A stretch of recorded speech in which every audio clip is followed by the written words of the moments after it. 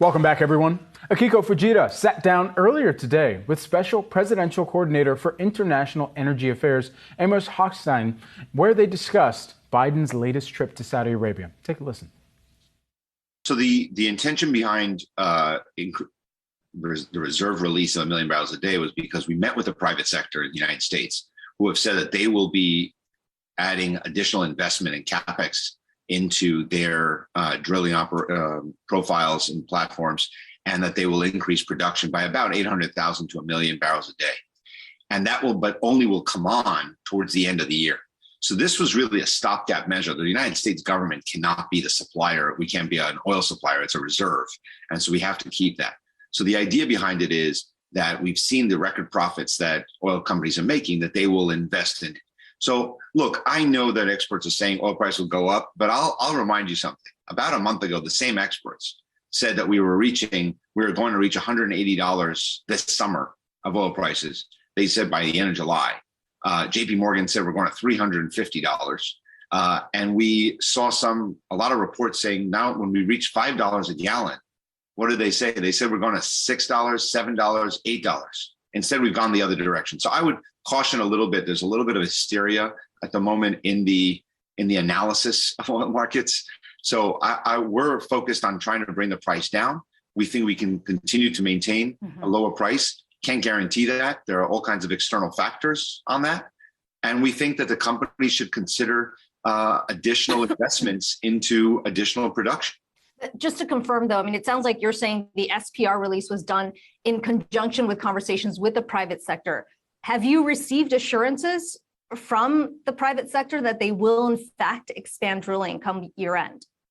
We received assurances from the private sector that they would begin the investment so that by the time the end of the year rolls around, there will be an addition, their production will increase. So it's not that they will start investing at the end of the year. They're investing now is when they need to make those investments to get the drill rigs in place and to be able to increase production. But yes, we did have those conversations. I myself had those conversations with the leadership of several of the companies. Now, some say they'll increase. Some say they don't care if it's $200 a barrel or $300. They've said it publicly in the press. One of the CEOs, he doesn't care what the price is. And we think that's wrong. We think that is in a time of a war in Europe when Americans are paying this kind of a price post-pandemic. And you'll see just in a couple of days, we're going to have the second quarter earning results and look at those results and tell me if the American people think these companies should be reinvesting that money back into the economy, back into increased production. So some of the major companies have told us they will increase. That's part of the reason we did the SPR release the way we did it. Let's talk about your recent trip to Saudi Arabia. Obviously, you accompanied the president. On the back of that trip, you said that you're confident OPEC Plus has a few more steps in the coming weeks, and sort of alluding to the fact that you got kind of a wink and a nod saying they will expand capacity. Number one, do the Saudis have enough spare capacity to increase supply in a meaningful way? And what's the expectation on your end? So the Saudis are one of the leading voices in OPEC, obviously, but they're not the only player in OPEC. So I want to keep reminding people when you go, it's a collection of countries, of producers that really all have to play along and all have to come to an agreement. So it's not just about Saudi Arabia.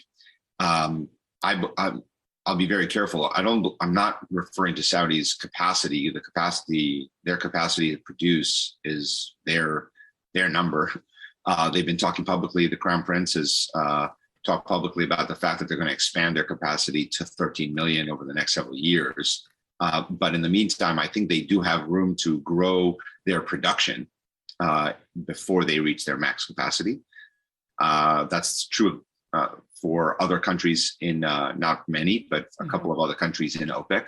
And I think that when we were in Saudi Arabia, we met with many of the OPEC countries, but not with OPEC. So what I was trying to suggest is they need to make a decision through their structures, through OPEC, not in a visit with the United States. We're not a member of OPEC, and we didn't meet with them. So they need to have that conversation ahead of their next meeting on August 3rd, and we'll see what they do.